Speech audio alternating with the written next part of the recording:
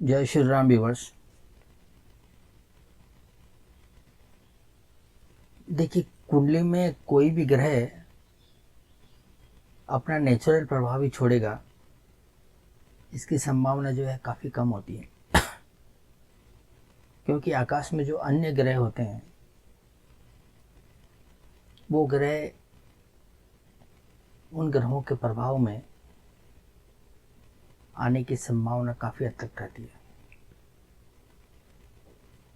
जब कोई ग्रह किसी दूसरे ग्रह के प्रभाव में आता है तो इसके नैसर्गिक कारकत्व में जो है बदलाव होता ही होता है। वो ठीक उसी स्वरूप में परिणाम नहीं दे पाता है जो उसका नेचुरल स्वभाव होता है। इसी विषय को लेकर हमारी एक सीरीज चालू है, ग्रह किस प्रकार से फल देते हैं, जिसमें भी हमारा तीसरे नंबर का टॉपिक चल रहा है कि ग्रह को जो वातावरण मिलता है उस वातावरण का ग्रहों के परिणाम पर क्या असर पड़ता है, किस तरह से ग्रह किसी वातावरण से प्रभावित होता है। उसी विषय को आगे बढ़ाते हुए हम आपके लिए एक नया विषय लेकर आए, तो आइए उसे समझने की कोशिश करते हैं। आज का विषय है हमारा पाप कर्तृ योग। जैसा कि नाम से ही समझ में आ रहा है कि विषय बड़ा गंभीर है। पाप कर्तृ योग कोई बड़ा योग दिखता है और होता है भी वास्तव में। पहले हम ये समझने की कोशिश करते हैं कि पाप कर्तृ योग होता क्या है। जब कोई हाउस या हाउस का लॉर्ड या कोई प्लेनेट दो ग्रहों के बीच में फंस जाता है तो उसे पाप कर्तृ योग कहते हैं। अभी इसी कुंडली को ले लेते हैं हम। ये एक 10th हाउस है और इस 10th हाउस के एक घर आगे ये राहु बैठा हुआ है और एक घर पहले शनि बैठा हुआ है। दो पाप ग्रहों के बीच में ये 10th हाउस जो है फंसा हुआ है, इसे ही हम पाप कर्तृ योग कहते हैं। अब इस कुंडली में चंद्रमा भी जो है 10वें घर में बैठा हुआ है और ये भी जो है राहु और शनि के बीच में फंसा हुआ है, तो हम ये कहेंगे कि चंद्रमा पाप कर्तृ योग में फंसा हुआ है। क्योंकि चंद्रमा लग्नेश भी है, इसलिए हम ये भी कहेंगे कि लग्नेश पाप कर्तृ योग में फंसा हुआ है। अब ये पाप कर्तृ योग जो है होता क्या है। देखिए, हम सभी ने कैंची देखी है। ये इस तरह से जो है कैंची चलती है और कैंची के बीच में जो भी आता है कैंची उसे काट डालती है। तो ये राहु और शनि दो कैंची के जो हिस्से है और इस कैंची के बीच में कौन फंस रहा है, 10th हाउस, चंद्रमा, लग्नेश। तो इसका परिणाम क्या होगा, चंद्र के कारकत्व जो है में परिवर्तन आएगा, चंद्र के ऊपर बुरा प्रभाव पड़ेगा, 10th हाउस के ऊपर बुरा प्रभाव पड़ेगा और लग्नेश के ऊपर बुरा प्रभाव पड़ेगा।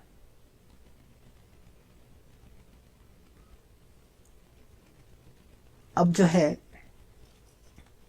ये प्रभाव जो है समान रूप से सभी कुंडलियों में एक जैसा ही रहेगा। अगर आप ऐसा सोचते हैं तो थोड़ा समझना पड़ेगा, क्योंकि ऐसा वास्तव में होता नहीं है। हर कुंडली में हर ग्रह की अपनी एक स्ट्रेंथ होती है, उसकी एक पोजीशन होती है, और जो पाप कर्तृ योग बनाते हैं उन ग्रहों की भी कुछ कंडीशंस होती है। उन कंडीशन को अप्लाई करने के बाद ही हम जो है ये कह सकते हैं कि ये पाप कर्तरी योग है, इसकी इंटेंसिटी किस प्रकार की है। अब हम पाप कर्तरी योग को समझने के लिए इसकी जो है 3 कैटेगरी तैयार करते हैं। अब से इसी कुंडली में हम राहु और शनि की पोजीशन को समझने की कोशिश करते हैं। अब यहाँ पर ये जैसे राहु है,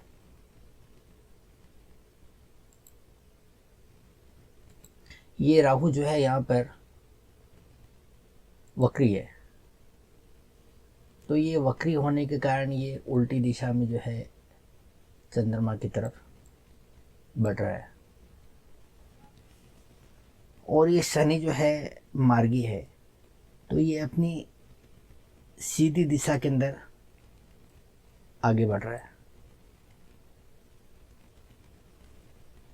एक तरफ से राहु चंद्रमा की तरफ बढ़ रहा है और एक तरफ से जो है शनि चंद्रमा की तरफ से बढ़ रहा है।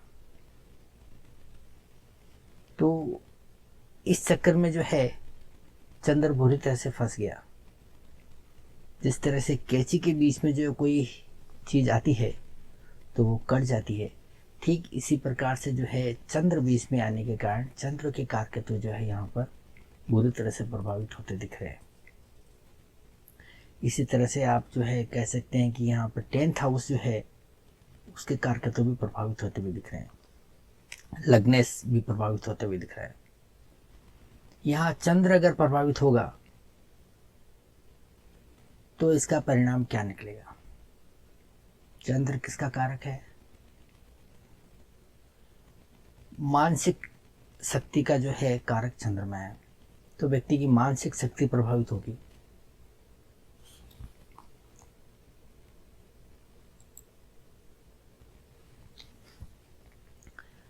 चंद्रमा जो है बौद्धिक शक्ति का कारक है, तो व्यक्ति की बुद्धि प्रभावित होगी, कल्पना शक्ति प्रभावित होगी, व्यक्ति का स्मरण शक्ति प्रभावित होगी, व्यक्ति की आर्थिक स्थिति प्रभावित होगी। क्योंकि चंद्रमा लग्नेश है इसलिए व्यक्ति का व्यक्तित्व प्रभावित होगा, व्यक्तित्व पे बुरा असर पड़ेगा, व्यक्ति की हेल्थ के ऊपर असर पड़ेगा। अब यहाँ पर ये तो हमने पढ़ लिया कि चंद्रमा प्रभावित हो रहा है, लग्नेश प्रभावित हो रहा है और 10th हाउस प्रभावित हो रहा है। परंतु ये प्रभावित किस वजह से होगा, इन प्रभावित होने के कारण क्या है, इसे समझने की कोशिश करते हैं। अब यहाँ पर जो शनि है, शनि का नैसर्गिक कारकत्व क्या है? ये चीज़ों को धीमा करता है, रुकावटें पैदा करता है, बंधनों में डालता है। तो यहाँ पर जो है व्यक्ति का जो है हेल्थ में परेशानी आएंगी। 10वां हाउस कैरियर का है, कैरियर में परेशानी आएगी।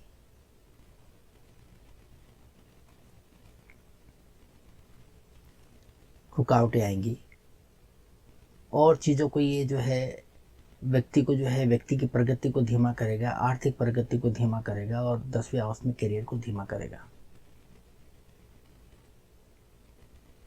अब शनि यहाँ पर जो है 7th हाउस और 8th हाउस को लेकर चल रहा है,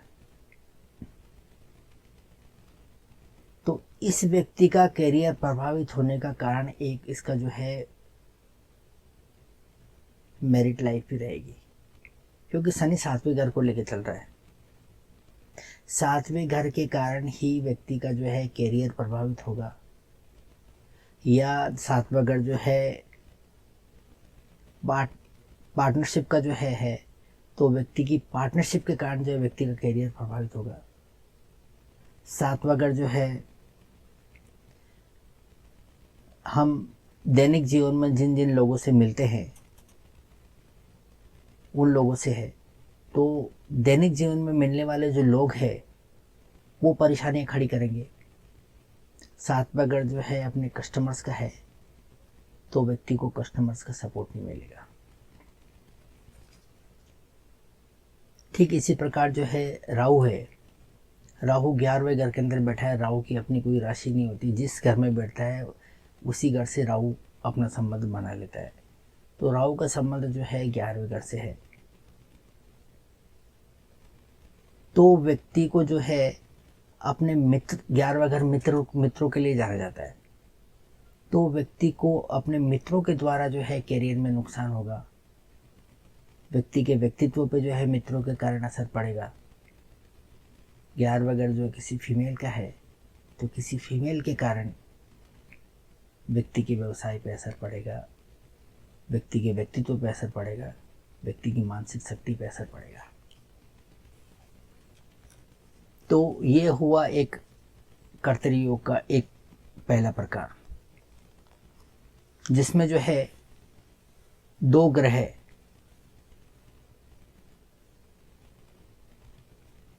किसी घर को या किसी प्लेनेट को दबोचने की कोशिश कर रहे हैं। अब हम इसकी दूसरी कंडीशन लेते हैं।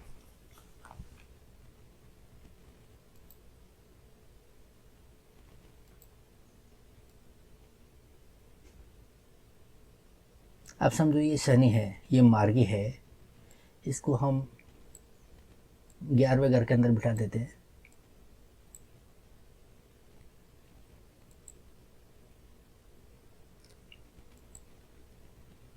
ये शनि को हम 11वें घर में बिठा देते हैं और ये राहु को हम 9वें घर में बिठा देते हैं। यहाँ पे शनि मार्गी है और ये राहु जो है उल्टा चल रहा है। अब इस कंडीशन में क्या होगा,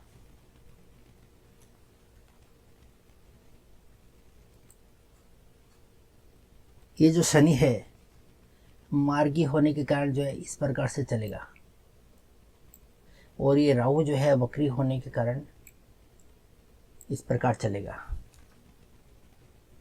ये दोनों ही ग्रह जो है चंद्रमा को छोड़ते हुए आगे बढ़ रहे हैं। पहली कंडीशन में हमने देखा था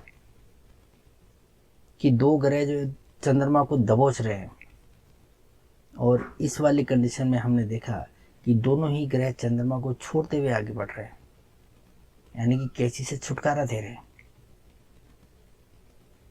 कैंची जब जो है ये सही डायरेक्शन में चलती है तो किसी भी चीज़ को काटती है, परंतु जब कैंची खुलती है तो उसका प्रभाव नील हो जाता है। तो इस कंडीशन में ये चंद्रमा, ये जो चंद्रमा है ये पूरी तरह से जो है आज़ाद हो गया है। 10th हाउस पूरी तरह से आज़ाद हो गया है, लग्नेश पूरी तरह से आज़ाद हो गया है। तो इस पाप कर्तरी योग में जो हमें प्रभाव देखने को मिल रहा है वो बिल्कुल नेग्लिजेबल है, मिनिमम इफेक्ट है इस प्रभाव का। अब हम इसके तीसरे प्रकार को देखते हैं।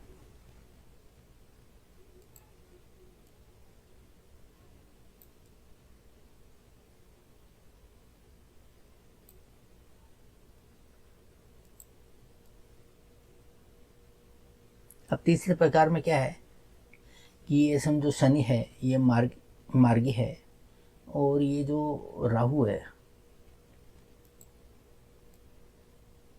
ये राहु की जगह यहाँ पर हम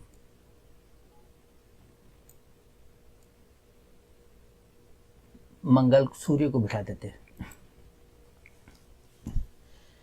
अब सूर्य का भी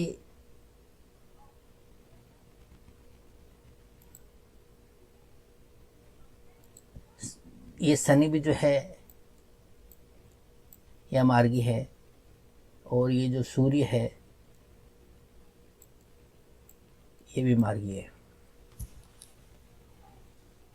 दोनों में से एक ग्रह जो है चंद्रमा को छोड़ते हुए आगे बढ़ रहा है ये जो शनि ग्रह है ये चंद्रमा को छोड़ते हुए आगे बढ़ रहा है, और ये जो सूर्य है ये चंद्रमा की तरफ आगे बढ़ रहा है। तो ये ग्रह जो ये जो योग है ये अपना प्रभाव जो है मध्यम दर्जे का छोड़ता है। जब तक जो है चंद्रमा के शनि नज़दीक रहेगा तब तक जो है शनि का प्रभाव चंद्रमा पर रहेगा, परंतु जैसे ही शनि आगे जाएगा चंद्रमा इसके प्रभाव से बच जाएगा। परंतु सूर्य जैसे ही आगे बढ़ेगा चंद्रमा के ऊपर प्रभाव ज़्यादा छोड़ेगा। अब सूर्य यहाँ पर जो है सेकंड हाउस का लॉर्ड है और चंद्र यहाँ पर जो है धन संपत्ति का भी कारक है और 10वां स्थान जो है कैरियर का कारक है।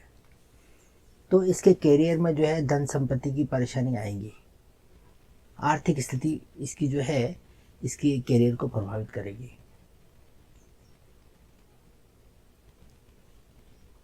सूर्य जो है पिता का कारक है, इसके पिता भी जो है कैरियर में जो है परेशानियां पैदा करेंगे। सूर्य जो है सरकार का है, सरकारी लोगों का है, तो इस व्यक्ति को जो है गवर्नमेंट के कारण भी जो है कैरियर में परेशानी आ सकती है। शनि के बारे में हमने देखा ही है, शनि जो है 7वें घर का कारक है, तो इसको जो है मैरिटल लाइफ के कारण परेशानी आ सकती है, पार्टनरशिप के कारण परेशानी आ सकती है, और रोज़मर्रा में मिलने वाले लोगों की वजह से परेशानी आती है। कस्टमर का सहयोग जो है इसको कम मिलेगा। ये हुआ है हमारे तीनों जो है कंडीशन का जो है इंटरप्रिटेशन, कि पाप कर्तरी योग में जो है 3 अलग अलग कंडीशन को हम किस तरह से जो है अप्लाई कर सकते हैं। अब ऐसा नहीं है कि ये जो चंद्रमा है, ये जो पाप कर्तरी योग में जो ग्रह आने वाला है, ये यहाँ पर इस पाप कर्तरी योग का मुकाबला नहीं कर सकता है। यहाँ पर ये जो चंद्रमा है जितना ज़्यादा मजबूत होगा, जितना ज़्यादा इसको स्ट्रेंथ मिलेगी, ये इस पाप कर्तरी योग का उतना ही बेहतरीन तरीके से जो है मुकाबला करेगा। अभी इस कंडीशन में देख लेते हैं कि हम चंद्रमा जो है 10वें घर के अंदर बैठा हुआ है और 10वें घर में इसको ना तो कोई दिग्बल मिल रहा है और ना ही इसको कोई राशि बल मिल रहा है, और चंद्रमा जो है अमावस्या का है। चंद्रमा के साथ में जो है सूर्य बैठा हुआ है, यानी कि सूर्य के बहुत नज़दीक है। तो ये अमावस्या का चंद्रमा है, तो अमावस्या का चंद्रमा को क्षण चंद्रमा माना जाता है और इसकी जो है स्ट्रेंथ बहुत कम हो जाती है। यानी कि ये जो चंद्रमा है पावरलेस है, इसकी जो है क्षमताएं बहुत ही मिनिमम है, कम है। तो इसलिए जो है ये पाप कर्तरी योग का इस चंद्रमा के ऊपर बहुत ही गहरा असर पड़ेगा। लग्नेश के ऊपर, लग्नेश होने के कारण लगन के ऊपर बहुत बुरा प्रभाव पड़ेगा। 10वें घर से संबंध रखता है, इसलिए कैरियर के ऊपर बहुत ही ज़बरदस्त प्रभाव पड़ेगा। अगर यही समझो यही चंद्रमा है, यही चंद्रमा जो है अगर ताकत पर होता तो इस पाप कर्तरी योग का जो है बेहतरीन तरीके से मुकाबला कर सकता था। कैसे? अब जैसे समझ लीजिए कि जो है इसको हम, अभी अमावस्या का चंद्रमा है, अभी इसको हम पूर्णिमा का चंद्रमा जो है कर देते हैं। ये जो सूर्य है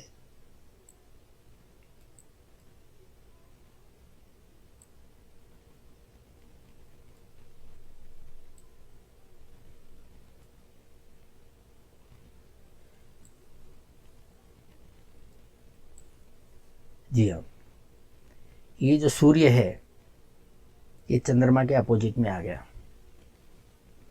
तो अब ये चंद्रमा जो है पूर्णिमा का चंद्रमा हो गया, और पूर्णिमा का चंद्रमा जो है अपने आप में ताकतवर होता है, क्षमता होती है उसमें। इनका बाहरी प्रभाव जो है इस चंद्रमा के ऊपर जो है कम पड़ेगा, और ये अपना जो है कारकत्व का असर जो है हर कंडीशन में जो है छोड़ने की काबिलियत रखता है। क्योंकि यहाँ पे चंद्रमा मजबूत है, ताकतवर है, तो यहाँ पर जो है इसकी ये अपनी फैमिली मैटर से भी निपट लेगा। और यहाँ पर जो है मंगल, यहाँ पर जो है 5वें घर का कारक है, तो 5वें घर की चीज़ों से भी ये निपट लेगा, परिस्थितियों का बेहतर मुकाबला करेगा। अब इसके लिए हम एक बेहतरीन उदाहरण लेते हैं। अब समझो इस कंडीशन में है, यहाँ पे समझो कि हमने मंगल को बिठाया, यहाँ पे हमने मंगल को बिठाया, ये हमने इधर राहु को बिठाया, ये इधर शनि को बिठाया, ठीक है ना।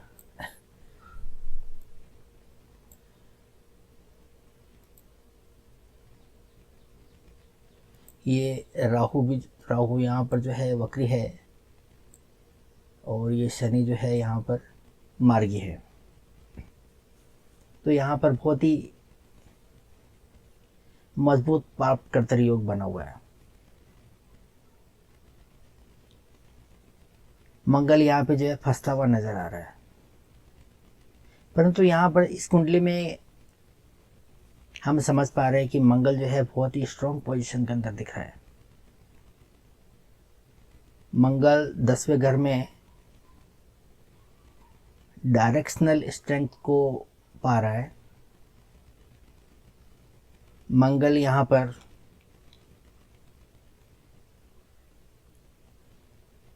दिशा बल भी मिल रहा है। मंगल यहाँ पर स्वराशि का है, इसलिए राशि बल भी मिल रहा है। और मंगल 10वां घर का कारक ग्रह भी है, इसलिए इसको जो है कारक ग्रह का भी बल मिल रहा है। और साथ में मंगल जो है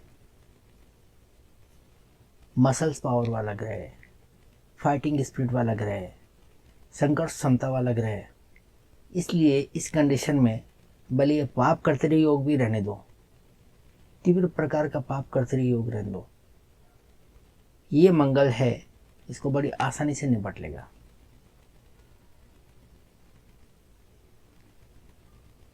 अब यहाँ पर जो है मंगल 10वें घर में बैठा हुआ है, और 10वें घर का जो है लॉर्ड भी बना हुआ है, और यहाँ पर 5वें घर का जो है लॉर्ड बना हुआ है।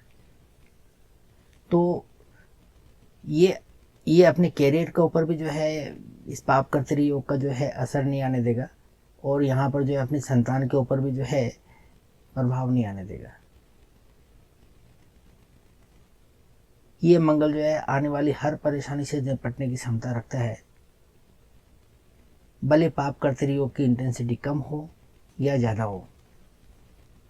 मतलब इसका सीधा सा है कि आप भले कितने ही जो है दुष्ट प्रवृत्ति के रहने दो, मैं आप सबका मुकाबला करने के लिए तैयार हूँ, मैं आपका मुकाबला करने के लिए सक्षम हूँ। आप अपना काम करो, मैं अपना काम बेहतरीन तरीके से कर सकता हूँ। तो ये हुआ यहाँ पर जो है पाप कर्तरी योग का जो है एक छोटा सा विश्लेषण। अब हम अगले एपिसोड में शुभ कर्तरी योग के बारे में पढ़ेंगे कि शुभ कर्तरी योग जो है व्यक्ति के जीवन में किस प्रकार से जो है अच्छी जो है घटनाएं लेकर आता है, किस तरह से व्यक्ति के जीवन में जो है खुशियां लेके आता है। तो मिलते हैं अगले वीडियो में। Thank you.